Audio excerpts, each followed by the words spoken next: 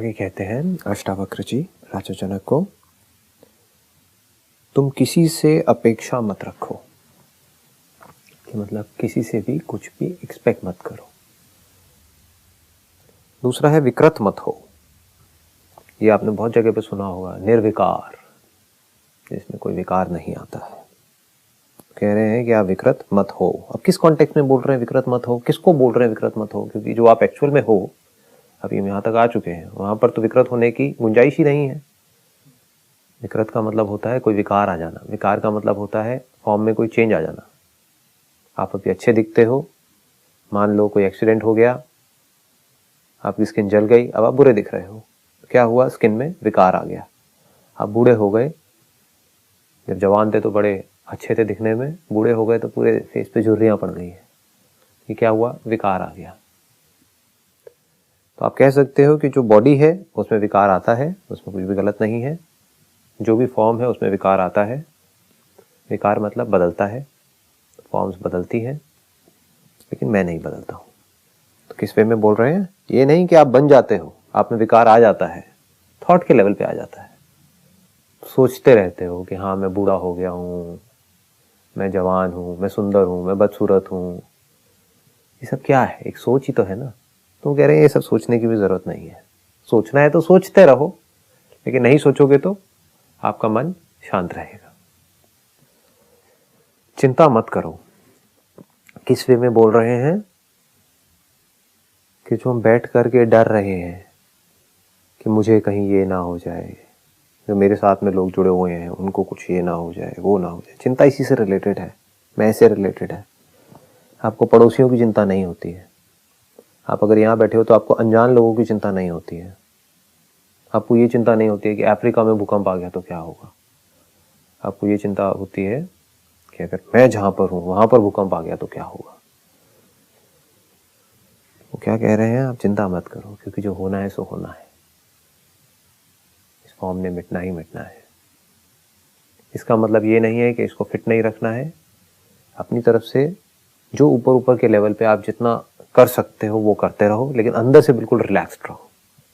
मतलब ऊपर से अगर आप एक्सरसाइज भी कर रहे हो, आसन भी कर रहे हो, भाग भी रहे हो, अंदर से आप रिलैक्स्ड हो और भार रहित हो जाओ। मतलब अपने ऊपर किसी भी तरह का कोई स्ट्रेस मत रखो। कभी स्ट्रेस आए भी तो पलट करके खुद को देख लो कि आप एक्चुअल में क्या हो, तो सारा स्ट्रेस गायब हो जाता है। The moment you look at yourself, the real self, then you know it for sure that I am that. There is no place for stress. उसके बाद क्या रह जाता है? ऊपर ऊपर की कुछ सेंसेशंस रह जाती हैं, जिसको आप बुरी कहते हो, दुख कहते हो, रोना धोना कहते हो। वो सब रहता है उसके बाद भी, लेकिन वहां पर कोई स्ट्रेस नहीं होता है, नेचुरली हो रहा होता है। बच्चे रो भी रहे होते हैं तो स्ट्रेस नहीं होते हैं, मतलब कि वो स्ट्रेस्ड आउट नहीं होते हैं, फ्लो में रो रहे होते हैं, फ्लो में हंस रहे होते हैं। तो रोना स्ट्रेस नहीं है। चोट लग गई, एक बच्चा रो रहा है, वो स्ट्रेस नहीं है। बस बैठ करके सोचे जा रहा है, सोचे जा रहा है, दुखी हो जा रहा है। दुखी होना स्ट्रेस है। ना खुल के हंस रहा है, ना खुल के रो रहा है, दोनों में उसको डर लग रहा है, बहुत ज्यादा सोच रहा है, ये स्ट्रेस है।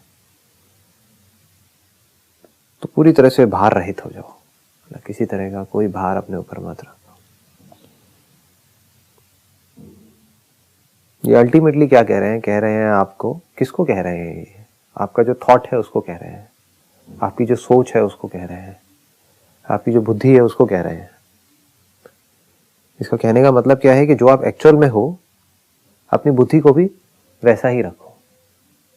ये आपकी क्वालिटीज बताई जा रही है कि जो रियलिटी है वो किसी से भी अपेक्षा नहीं करती है। वो अच्छे बुरे दोनों के लिए सेम है।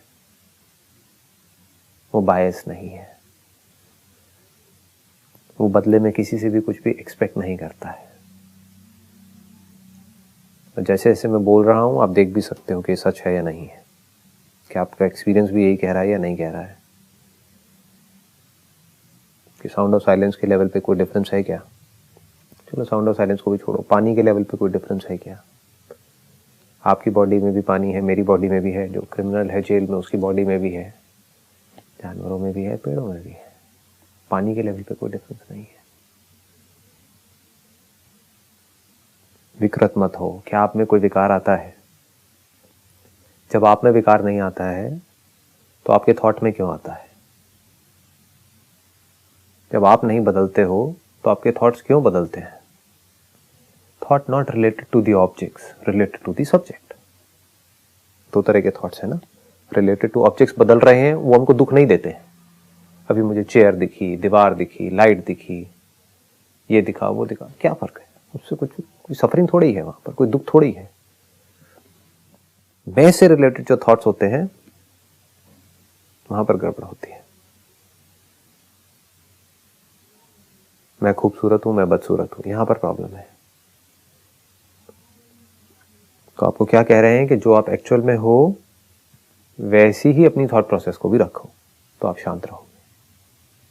आप में एक्चुअल में विकार नहीं आता है, अगर आपकी बुद्धि में भी विकार ना आए तो क्या होगा? सफरिंग खत्म, और भार रहित हो जाओ। जो रियलिटी है वो इस पूरे यूनिवर्स का भार उठाती है, लेकिन उसके ऊपर कोई भार नहीं है। क्यों नहीं है? क्योंकि वो इस यूनिवर्स से अलग नहीं है, वो इसका मटेरियल कॉज है।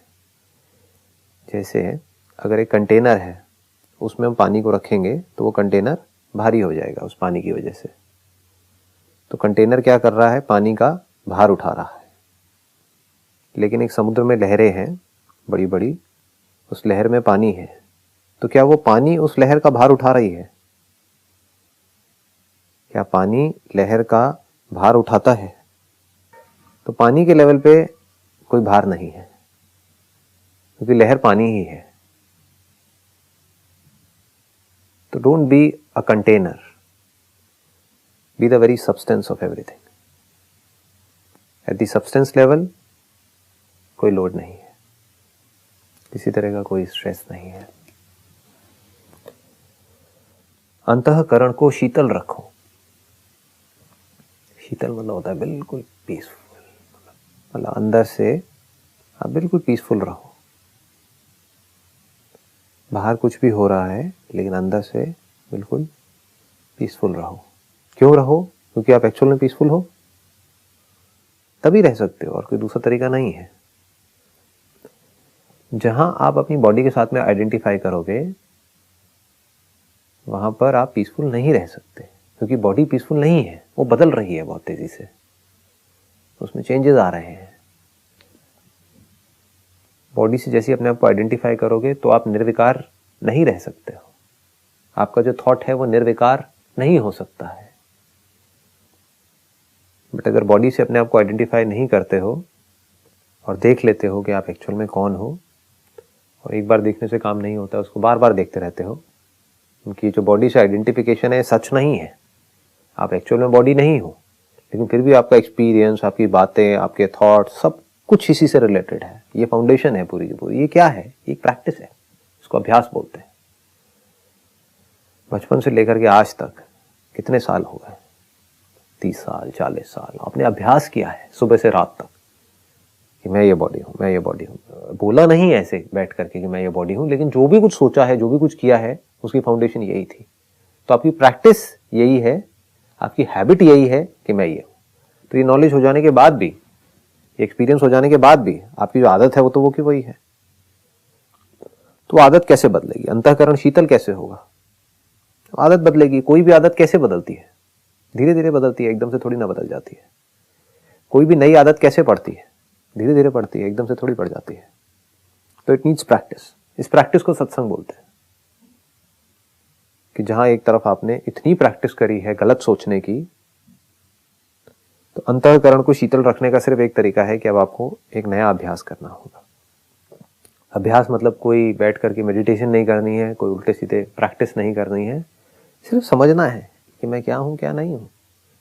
जो स्क्रिप्चर्स कह रहे हैं उसको अपने एक्सपीरियंस से रिलेट करना है। तो धीरे धीरे आपकी जो पूरी की पूरी थॉट प्रोसेस है वो बदल जाएगी पूरी तरह से। जैसे ही आपकी आइडेंटिफिकेशन धीरे धीरे धीरे धीरे बॉडी से हटने लग जाएगी, तो आप कहाँ आ जाओगे? आपका जो रियल नेचर है वहां पर आ जाओगे। तो अब अगर कोई थॉट्स आए भी आपके माइंड में, तो वो उसी से रिलेटेड होंगे और वहां पर कोई सफरिंग नहीं है। आई एम दी अनलिमिटेड, बताओ क्या सफरिंग है यहाँ पर? है कोई सफरिंग की गुंजाइश है? जो भी यहाँ पे लिखा हुआ है उसको उल्टा कर दो। जो भी लिखा हुआ है, तुम किसी से अपेक्षा मत रखो, मतलब मुझे किसी से अपेक्षा होती ही नहीं है, ये आपका रियल नेचर है। मुझे किसी के होने से या ना होने से कोई फर्क ही नहीं पड़ता है। यहां पर क्या सफरिंग है? पॉसिबल ही नहीं है। विकृत मत हो, मेरे में कोई विकार आ ही नहीं सकता है, बताओ कैसे सफर करोगे? मैं बूढ़ा हो ही नहीं सकता हूं, मैं मर ही नहीं सकता हूं, मैं बदल ही नहीं सकता हूं, मैं कहीं जा नहीं सकता हूं, मैं कहीं आ नहीं सकता हूं, मैं तो हर जगह हूं, बताओ कैसे सफर करोगे? ये एक नया अभ्यास है, इस दुनिया से बिल्कुल अलग। जो दुनिया अपने अज्ञान की वजह से, अज्ञान is the root cause, ignorance, कभी देखते ही नहीं है कि सच क्या है। अंतःकरण को शीतल रखो, तुम्हारी बुद्धि की था किसी को ना मिले, वह अनंत में लगी रहे। वही बात जो भी मैंने कही है, तुम्हारी जो बुद्धि है उसकी जो था है, मतलब कि जो सरफेस है, था मतलब होता है जैसे एक समुद्र है तो उसकी जो था है, तो समुद्र की था भी आदमी को मिल जाती है, वो ढूंढ लेता है। 1 किलोमीटर नीचे, 2 किलोमीटर नीचे, 3 किलोमीटर, कहीं ना कहीं उसकी था मिल जाती है। लेकिन तुम्हारी बुद्धि ऐसी होनी चाहिए कि उसकी था किसी को मिले ही ना, वह अनंत में लगी रहे। अगर बुद्धि कहीं ऐसी जगह पर लगी हुई है जिसका कोई अंत ही नहीं है, तो बुद्धि का भी कोई अंत नहीं है। अनंत मतलब वो जिसका कोई अंत ना हो। अगर बुद्धि ऐसी जगह पर लगी रहेगी जिसका अंत है, तो बुद्धि का भी अंत है। अब वो बुद्धि बड़ी जगह पर लग सकती है, छोटी जगह पर लग सकती है, चाहे कहीं भी लगे। अगर बुद्धि किसी भी ऐसी जगह पर जाकर के लगी जहां पर अंत है, तो बुद्धि का अंत है। उसकी सोच को पकड़ा जा सकता है, उसकी सोच को मेजर किया जा सकता है। हाँ ठीक है, बहुत बड़ा साइंटिस्ट है, बहुत बड़ी सोच है, वो क्या सोच रहा है कि प्लैनेट कब तक रहेगा, कितने साल से है और कब तक रहेगा, तो उसकी बुद्धि की जो था है वो हमको दिख रही है। वो क्या है, उसकी सोच बस यहीं तक है कि ये प्लैनेट कब तक रहेगा, बस। ये प्लैनेट क्या है अगर यूनिवर्स को देखा जाए तो हो सकता है कोई और बड़ा साइंटिस्ट हो, वो ये नहीं सोच रहा है प्लैनेट कब तक रहेगा, क्योंकि उसको समझ आ रहा है प्लैनेट क्या है, प्लैनेट बनते हैं मिटते हैं। वो ये दिमाग लगा रहा है कि यूनिवर्स कब पैदा हुआ था और कब तक रहेगा, तो उसकी भी था हमको पकड़ में आ रही है। बट जो इस यूनिवर्स को जानने वाला है वो कब तक रहेगा, अब पकड़ो, इसके आगे आप जा नहीं सकते। तो अनंत में लगी रहे, किसी कारण से शुद्ध मत हो। शुद्ध मतलब होता है वही छोटी सोच, दुखी होना, परेशान होना। कोई भी परेशान होता है अपनी छोटी सोच की वजह से ही होता है। जिसकी सोच बड़ी होगी वो कभी दुखी नहीं हो सकता। तुम एकमात्र अपने चित्त स्वरूप में ही निष्ठा रखो, मतलब ऊपर ऊपर से जो करने के लिए कर रहे हो वो करते रहो, जो भी अपने सर्वाइवल के लिए कर रहे हो, लेकिन जो अपना ध्यान है वो अपने चित्त स्वरूप में लगाए रखो। नॉट फोर्सफुली, नॉट बिकॉज कि ये काम आपको स्क्रिप्चर ने दे दिया है, नॉट बिकॉज कि अष्टावक्र जी कह रहे हैं, but because you are wise enough. इसके लिए बहुत समझदारी चाहिए। बेवकूफ लोगों को ये बातें समझ नहीं आएंगी कि अपने चित्त को, यानी कि अपने माइंड को, अपने ध्यान को आप अगर अपने स्वरूप में नहीं लगाते हो तो उसका क्या मतलब है, कि आज तक हमको समझ नहीं आया उसका क्या मतलब है। कितनी बार आपने अपना ध्यान इस दुनिया में लोगों के ऊपर लगाया है, चीजों के ऊपर लगाया है, सिचुएशंस के ऊपर लगाया है, इस दुनिया के ऊपर लगाया है, क्या मिला है एंड में, क्या हुआ है? कुछ भी नहीं। बैक टू स्क्वायर वन, इसको कहते हैं। जहां से शुरू किया था वापस घूम फिर के फिर वहीं आ गए। दुख से शुरुआत हुई थी, वापस से दुख के ऊपर ही आ गए। क्योंकि अगर आप दुखी होते ही नहीं आप अकेले होते ही नहीं तो आप किसी से जुड़ते ही नहीं। एक है ऊपर ऊपर लेवल पर जुड़ना, ठीक है वो मेरा पति है पत्नी है, that is at a very surface level. एक है अंदर से अपने पति की वजह से दुखी होना, इसको कहते हैं कि अब आप जुड़ गए। तो जहां भी आपका ध्यान आपके स्वरूप से हटा, जहां भी आपके जो थॉट्स हैं वो आपके स्वरूप के अलावा और सब दुनिया से रिलेटेड आने शुरू हुए, तो अब आप समझ जाओ आप एक कमाल के जाल के अंदर फंस रहे हो। तो अगर चिंतन करना ही है तो अपने स्वरूप का करो। क्योंकि अगर चिंतन पक्का रहा और बिल्कुल वन पॉइंटेड रखा, अगर ये वन पॉइंटेड रहा, ये जो ध्यान है एकमात्र बोला गया है यहां पर, मतलब कि अगर एकमात्र आपका जो ध्यान है वो आपके स्वरूप में ही लगा रहा तो क्या होगा? अगर इस तरह का चिंतन चलता रहा तो क्या होगा? एक दिन चिंतन के लिए भी कोई गुंजाइश बाकी नहीं रह जाएगी। क्या चिंतन करोगे? अगर आपको समझ आ गया कि मेरा जो बेसिक नेचर है दैट इज हैप्पीनेस, क्या चिंतन करोगे? इसके आगे क्या है? मैं दुखी हूं तभी तो मुझे कुछ करना है, तभी तो मुझे कुछ पाना है, तभी तो खोने का डर है, तभी तो किसी से जुड़ना है, तभी तो कोई चाहिए। मैं अकेला हूं तभी तो मुझे अकेलेपन से डर लगता है, तभी तो मैं अकेले में बोर हो जाता हूं, तभी तो मुझे कोई कंपनी चाहिए, और जिसकी मुझे कंपनी चाहिए वो लोग मेरे ऊपर हावी हो सकते हैं।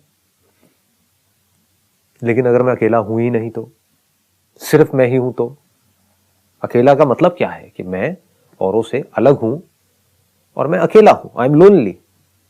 But if I am the only one, it is very different from being lonely. मैं अकेला नहीं हूं, सिर्फ मैं ही हूं इस पूरी की पूरी क्रिएशन में। तो ये कहा जा रहा है, इसलिए कहा जा रहा है क्योंकि इट इज कंक्लूसिव। यहां पर जैसे जैसे चिंतन गहरा होता चला जाएगा तो जो माइंड है वो मर जाएगा। मर जाएगा इन द सेंस कि थॉट के लिए कोई जगह नहीं रहेगी। ये नहीं कि आपका ब्रेन मर जाएगा, ब्रेन तो और शार्प हो जाएगा। ब्रेन तो इतना शार्प हो जाएगा जिसकी कोई हद नहीं है। कि आम लोगों का ब्रेन क्या है, क्या चलता है उनके ब्रेन में? छोटी सोच, छोटी बातें, बस वही सब चलती रहती है। जिसका ब्रेन इनफाइनाइट में लगा हुआ है, मतलब कि वो ब्रेन पूरी तरीके से खाली है, मतलब कि अपनी 100% कैपेसिटी के ऊपर वो ब्रेन काम कर रही है। जो कंप्यूटर जब हम नया लेते हैं तो उसकी परफॉर्मेंस बहुत अच्छी होती है, कुछ महीने बाद बिल्कुल बेकार हो जाती है, फिर तो हैंग हो जाता है। क्यों? क्योंकि कंप्यूटर जितना खाली रहेगा, जितनी उसमें फ्री स्पेस रहेगी, उतना ही कंप्यूटर तेज है। तो लोग इसका मतलब क्या निकाल लेते हैं कि माइंड मर जाएगा, मतलब इससे भी डरने लग जाते हैं।